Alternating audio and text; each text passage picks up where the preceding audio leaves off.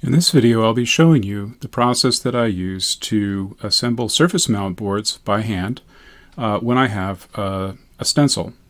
And in this particular case, I'll be using this DIY stencil that I cut from 4mm thick mylar on a laser cutter. I would do a similar procedure if I had a stainless stencil, either framed or unframed, with some slight variations. The first thing that I like to do is to use this Scotch double-sided removable mounting tape to stick the board that I'm going to be assembling down to the work surface so that when I pull the stencil up, the board doesn't come up with the stencil and smear the solder all over the place. I found that this tape does a really nice job at keeping the board down, but it doesn't leave a mess, and it's quite easy to work with, and it's also very thin, so it doesn't add a lot of thickness to the board and get in the way of the stencil. So the next thing I think I'm going to do is to actually use some of the same mounting tape to mount these neodymium magnets to my stencil so that the stencil stays put but can be repositioned easily. I've got this on top of a magnetic surface. Okay, there's that. And maybe we'll put one down here. In my video on how to make these stencils, I pointed out that the magnets are nice because they keep the chipboard flat in case it's a little bit warped. Okay, so there we go. So this way when I pick the stencil up, the magnets won't fall off. So now our job is to line stencil up with the board.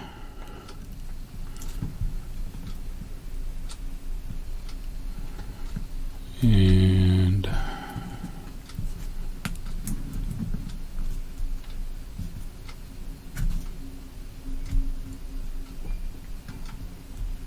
can do that pretty well.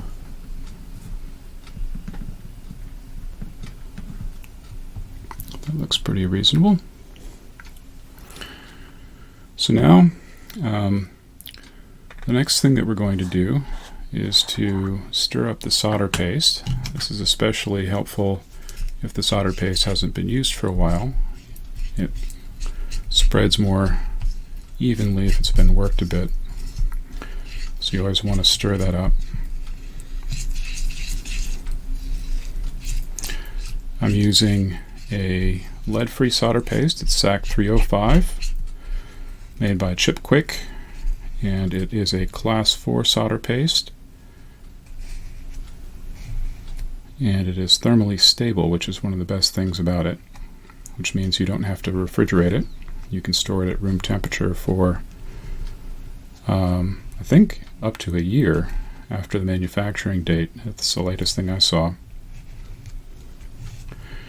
So once you have that worked a bit,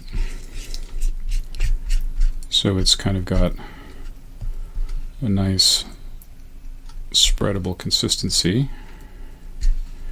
then what I like to do is I like to apply some to a spreader.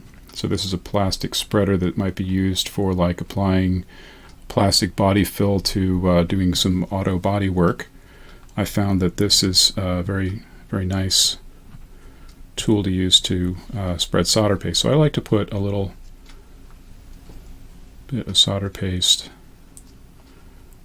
certainly much more than I'm going to need, on the spreader.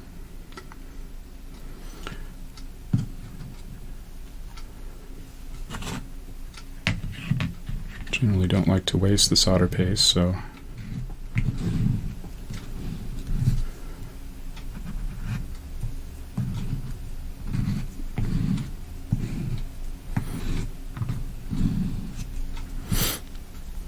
I like to cover it up so the flux doesn't dry out.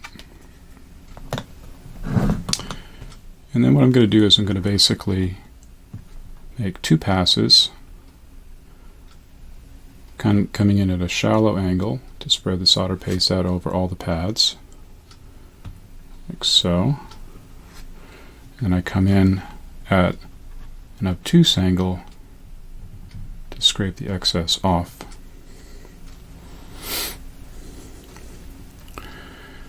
And now what I do is I basically use the same stick, craft stick that I used to stir with, to try to scrape the excess solder paste back into the tub. Sometimes I use a little jar spatula to do this. It's a little more effective, but you can do a pretty decent job with just the craft stick. I don't like to waste the solder paste. It's relatively expensive stuff. So let me cover this back up so, like I said, it doesn't dry out.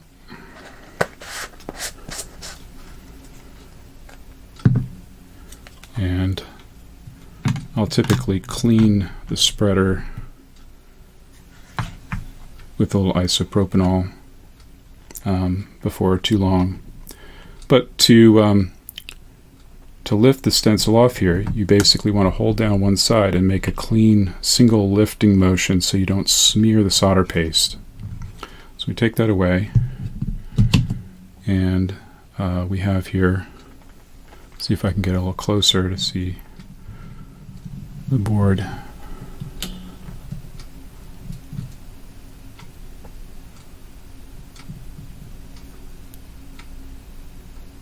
Get some focus.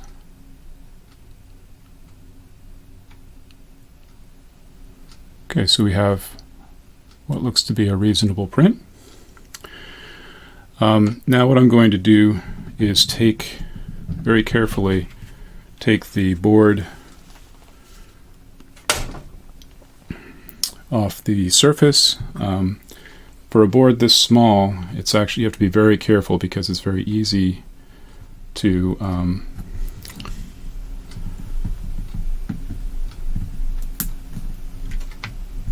get the whole thing to lift off and then smear all the solder paste that you just cleanly printed.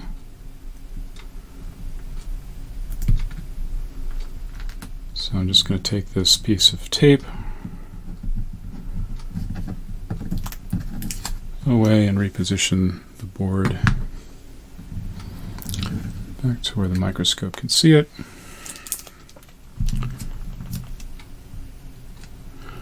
Yeah, that looks like a pretty reasonable print.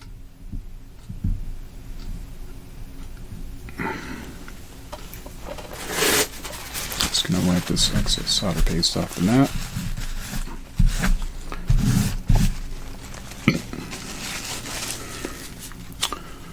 So let's zoom this back out a little bit.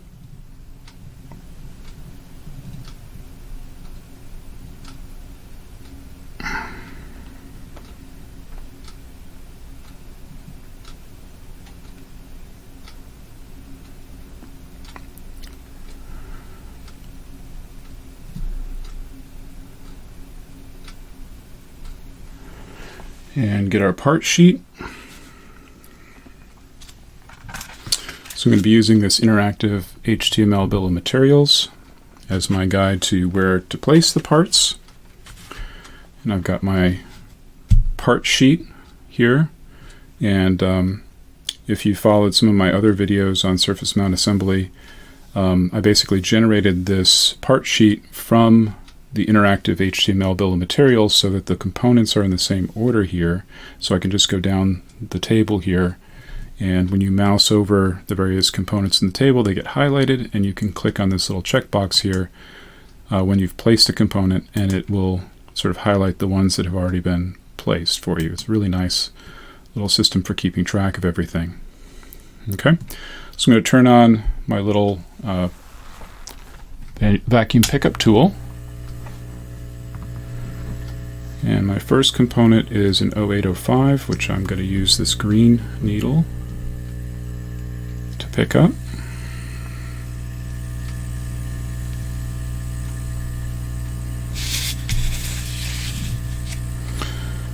I like to have the components in the boards with the components facing horizontally, so I typically will rotate them to get them in that orientation. I peel back enough of the tape to expose the components that I need, in this case 2 capacitors,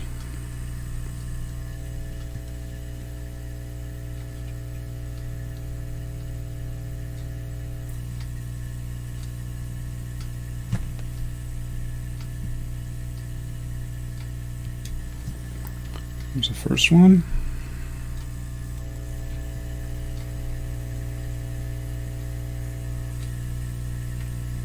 Here's the second one.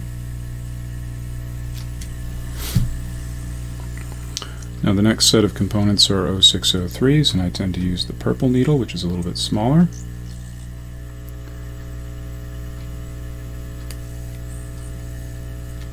For those. So we finished with the 10 microfarad caps, and now we're going to go to the 0.1 microfarad caps, so that's going to be this way. And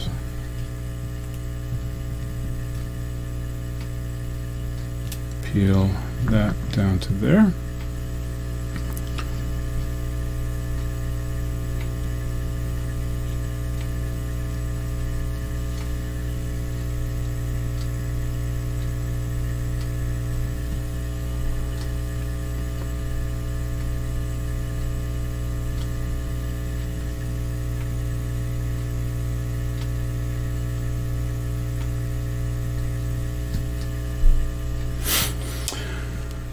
Now, I have the possibility with this pickup tool to turn the vacuum off and drop the component, but practically speaking, if you land the component in the right place, the tackiness of the solder paste will actually release the component. You don't actually ever have to break the vacuum unless you need to drop something other than where it's supposed to go on the board, which is really nice.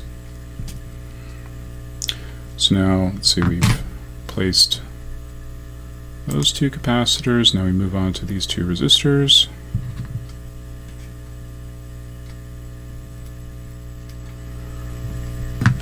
Those go next to the 0805 caps.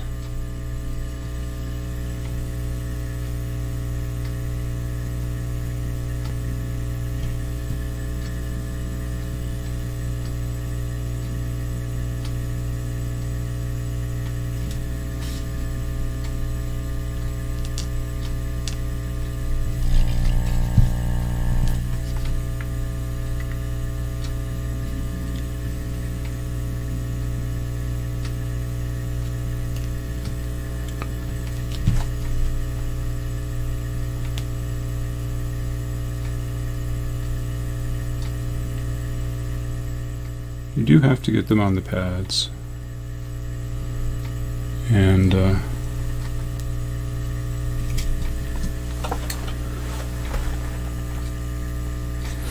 we need to move some of those around. So it's kind of difficult to do this. I usually get in a little closer to be able to see, put the cameras in the way.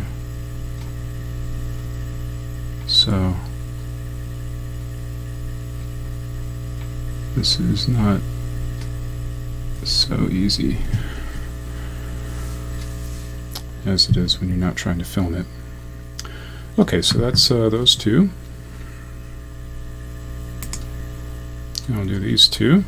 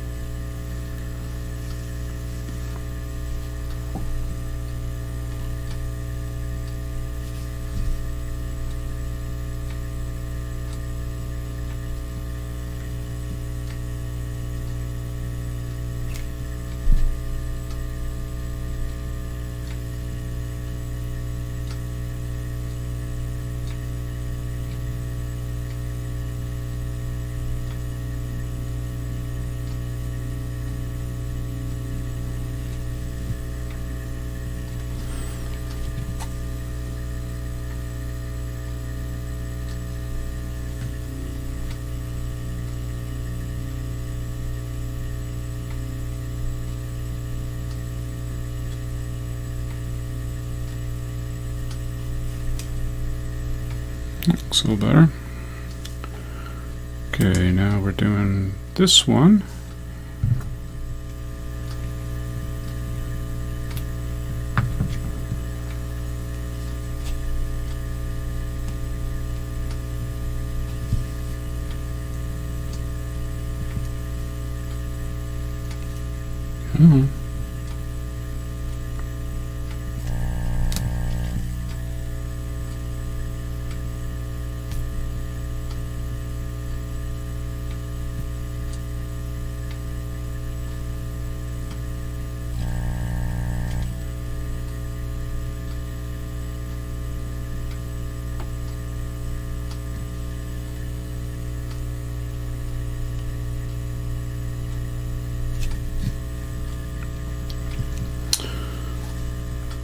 Okay, now we're on to this one.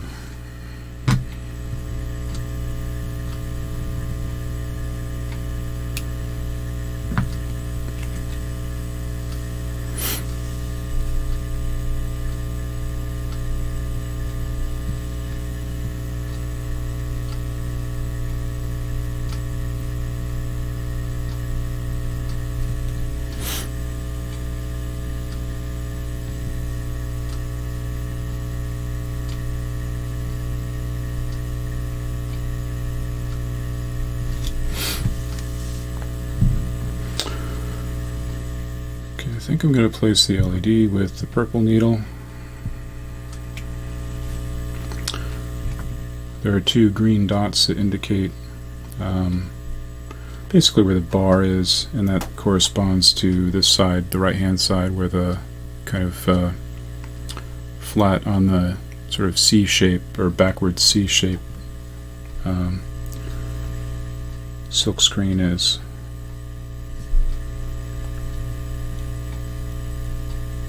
Alright.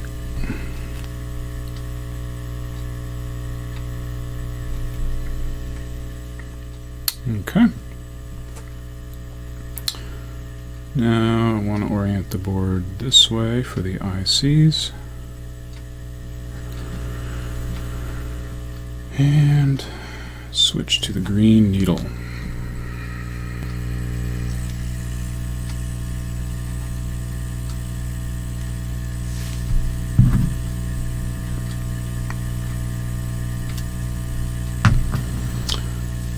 So the first one is the op amp and the 5-pin.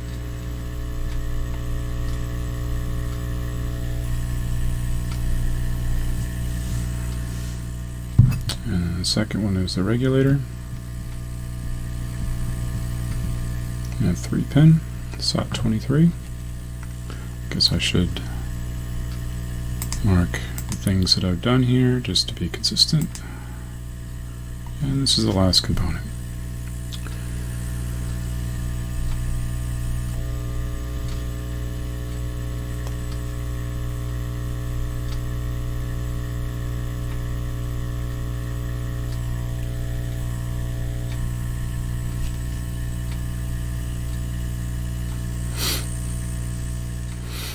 Okay, those are now placed. May want to nudge one or two of them with a pair of tweezers once I get a closer view. But we're going to reflow the board. This time on a hot plate. So I'll be right back. Okay, we're back. I've got now this preheating station, which is basically a hot plate set up, and we're going to try to reflow this little board on this hot plate. And so the first thing we're going to do is set the temperature to 155.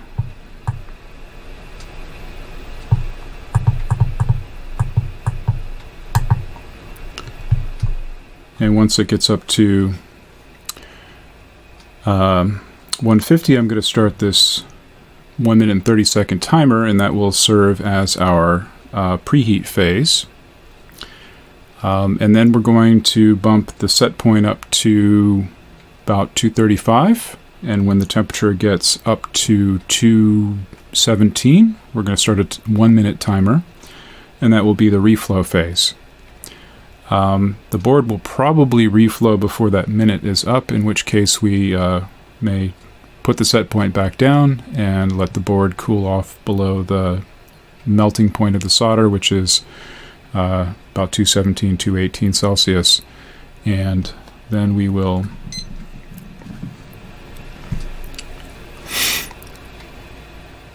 pull it off the board and let it cool the rest of the way. Hopefully we'll get a chance to see the surface tension of the solder, reposition the components. It's always satisfying to see, to account or to compensate for my somewhat sketchy placement job.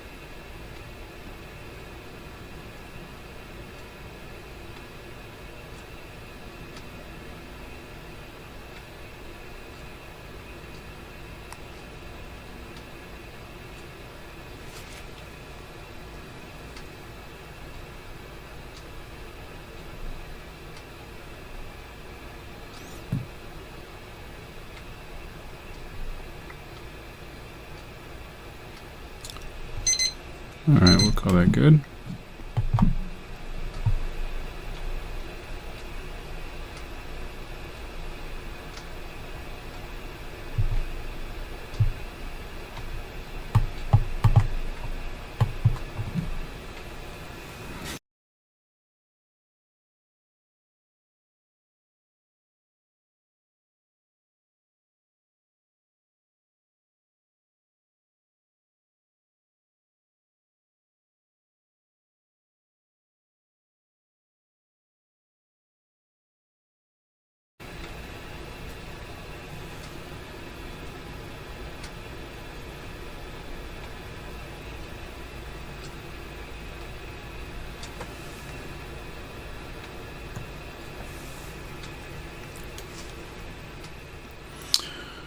Alright, we'll let that cool down, and then we'll put the one through-hole component on the board, which is the USB Type A connector. Be back when I've got that set up. The last step in the process is to do the through-hole soldering, which in this case is just the USB Type A connector. I have here, so ordinary Weller soldering iron. I'm using an 800 degree Fahrenheit tip, and that's because I'm using lead-free solder, which melts at a higher temperature than typical lead tin alloy. This is a SAC 305 solder, and it's got a diameter of 15 mils or 0.4 millimeters. And so the first thing we have to do is to put the through-hole component in the appropriate place. There's a couple of board locks, a couple of bosses, and then there's the 4 terminals. So what we're going to do is line it up like so. That looks pretty reasonable. And then we're going to put it face up here.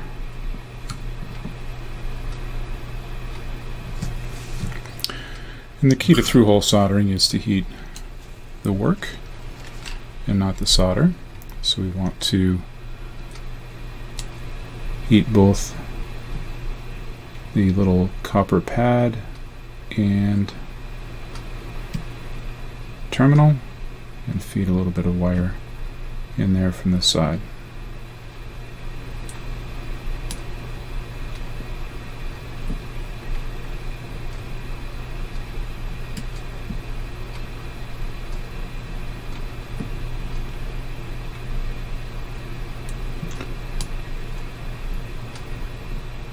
So those are the 4 connection points, and then there's the board locks. I like to fill in the hole so that we get a good robust mechanical connection.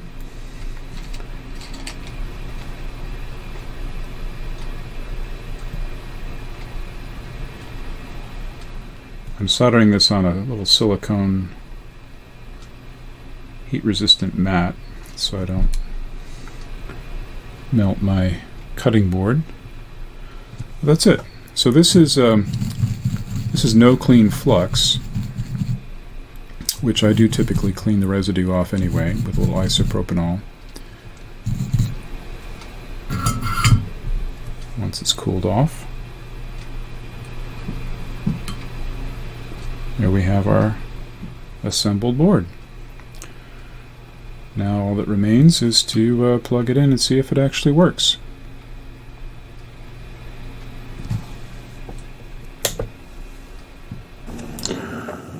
Now for the moment of truth. Will it blink? Oh, it does blink. How about that? Thanks for watching.